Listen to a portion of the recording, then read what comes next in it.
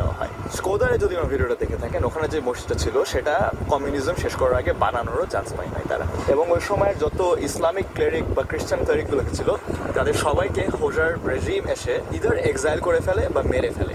Even কোনো যদি ধার্মিক নামও কারো থাকে, শুনতে যেটা বেশি ধার্মিক লাগে, সেই নামগুলোও এক পয়েন্টে সে ব্যান করে ফেলে। সেজন্য অনেক মানুষের তাদের নাম চেঞ্জ করে ফেলা লাগে। একটা ইন্টারেস্টিং জিনিস হচ্ছে মাদার তেরেসা, কলকাতার মাদার তেরেসা, কিন্তু তার জন্ম হয়েছিল একটা অ্যালবেনিয়ান ফ্যামিলিতে। এবং এই পুরো হোজার রুলটার সময় তার ফ্যামিলি ছিল মডার্ন ডে অ্যালবেনিয়ার বর্ডারের মধ্যে হোজার রেজিমে আটকায় ছিল। এবং পুরো টাইমটাতে মাদার তেরেসা এই দেশের মধ্যে ঢুকতে পারেনি। যখন মাদার তেরেসার মা আর বোন বা ফ্যামিলি এই দেশের মধ্যে আটকায় ছিল, তখন তিনি একবারও এই দেশে এসে তাদেরকে ভিজিট করতে পারে নাই। কারণ হোজার মধ্যে মাদার তেরেসা ছিল একটা ওয়েস্টার্ন স্পাই বা একটা ভ্যাটিকান স্পাই, যাকে ওয়েস্টার্ন দেশরা পাঠাইছে এই দেশটাকে ধ্বংস করার জন্য। সো মাদার তেরেসার মা যখন অসুস্থ হয়ে যায়, মারা যাচ্ছিল, তখনও মাদার তেরেসা আসতে পারেনি। আলটিমেটলি তার মা আর বোন দুজনেই এই দেশের মধ্যে অসুস্থ হয়ে মারা যান এবং তিনি 50 বছর ধরে তার ফ্যামিলির সাথে দেখা করতে পারেনি। জিনিসটা খুবই ক্রেজি, কারণ মাদার তেরেসা খুবই ইনফ্লুয়েন্সিয়াল একজন মানুষ ছিল। তার ইন্টারন্যাশনাল অনেক কানেকশন ছিল, অনেক দেশের মানুষ চেনা ছিল, এবং এত ইনফ্লুয়েন্স নিয়েও সে তার ফ্যামিলির সাথে দেখা করতে পারে না যখন তার মারা যাচ্ছিল। এখন আপনার চিন্তা করতে হবে যে এরকম কত আরও মানুষ ফ্যামিলি থেকে সেপারেট হয়ে গেছে এবং মরার আগ পর্যন্ত কখনো তাদের ফ্যামিলি মেম্বারদের সাথে দেখা করতে পারেনি। মানুষ যদি বাইরে থেকে কোনো ইনফরমেশন না পায়, হোজার রেজিম পুরোপুরি ইলিগাল করে দেয় স্টেট মিডিয়া বা প্রপাগান্ডা বাদে অন্য কোনো মিডিয়া আউটলেট থেকে কোনো ইনফরমেশন পাওয়া। সো বিদেশের যদি কোনো রেডিও চ্যানেল কেউ শুনে বা বিদেশি কোনো একটা ম্যাগাজিন পড়ে, সেটার জন্য তাকে অনেক সময় জেলে নিয়ে যাওয়া হতো। ছোটোখাটো ক্রাইমের জন্য অনেক মানুষকে এরকম ফোর্স লেবার ক্যাম্পে পাঠিয়ে দেওয়া হয়েছে বা অনেকজনকে এরকম মেরেও ফেলা হয়েছে।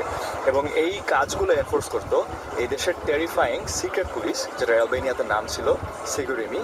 পর এমন একটা পয়েন্টে চলে আসে যে দেশের 1/3 মানুষ, মানে যদি রাস্তায় 3 জনকে আপনি জিজ্ঞেস করতেন, তাহলে আপনি পাইতেন যে তাদের মধ্যে একজন যে সিক্রেট পুলিশ বা সিকিউরিটি ইন্টারভিউ করছিল বা ইনকারসিরেট করে কোনো ফোর্স লেবার ক্যাম্পে একটা পয়েন্টে পাঠিয়ে দিয়েছিল। এবং তার উপরে যখন এরকম কাউকে অ্যারেস্ট করা হতো কোনো কারণে, তখন অনেক সময় তাদের পুরো ফ্যামিলিকে ক্লাসিফাই করা হতো এনিমি অফ দ্য স্টেট বা অ্যালবেনিয়ার শত্রু হিসাবে। বাসা থেকে বেরোতে পারতো না, হাউস অ্যারেস্টে থাকতো, বা ইউনিভার্সিটি অ্যাটেন্ড করতে পারতো না, বা অন্যান্য অনেক প্রিভিলেজ যেটা নর্মাল সিটিজেনদের কাছে ছিল তাদের কাছ থেকে সেটা নিয়ে নেওয়া। টিরানার একদম সেন্টার থেকে মাত্র 200-300 মিটার দূরেই এই বিল্ডিংটা আছে, যেটার নাম হচ্ছে হাউস অফ লিভস বা পাতার বাসা। এবং এই বিল্ডিংটা এই নামটা পায় কারণ এই বিল্ডিংটার সামনে বেশ কয়েকটা গাছ আছে যেগুলোর পাতা দিয়ে বিল্ডিংয়ের সামনের পার্টটুকু অবস্কিউরড বা ঢাকা।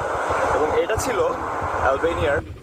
আমার হাতে যে ছোট্ট ডিভাইসটা আপনারা দেখতে পাচ্ছেন, 40 বছরের ধরে এখান থেকে বেস করে তারা বেসিক্যালি পুরো দেশটাকে টেরোরাইজ করছে। আজকে এটাকে একটা মিউজিয়াম বানিয়ে দেওয়া হয়েছে। এখন আপনারা ভিতরে গিয়ে দেখতে পারবেন যে কীভাবে অ্যালবেনিয়ান সিক্রেট পুলিশ পুরো দেশের উপর স্পাই করতো, কীভাবে ভিতরে মানুষদেরকে সে ইন্টারভেট করতো বা টর্চার করতো শত্রুদেরকে এনে। কিন্তু সবচেয়ে ভয়াবহ জিনিস যেটা আমার লাগছে, এখানে তারা এক্সপ্লেইন করে যে কীভাবে এই বিল্ডিংটা থেকে তারা একটা নেটওয়ার্ক অপারেট করতো, যেটাতে আলটিমেটলি 15,000-এর বেশি ইনফরমেন্টস ছিল, পুরো দেশে ছড়ানো ছিল। তো সব ফ্রেন্ড সার্কেলের মধ্যে, সব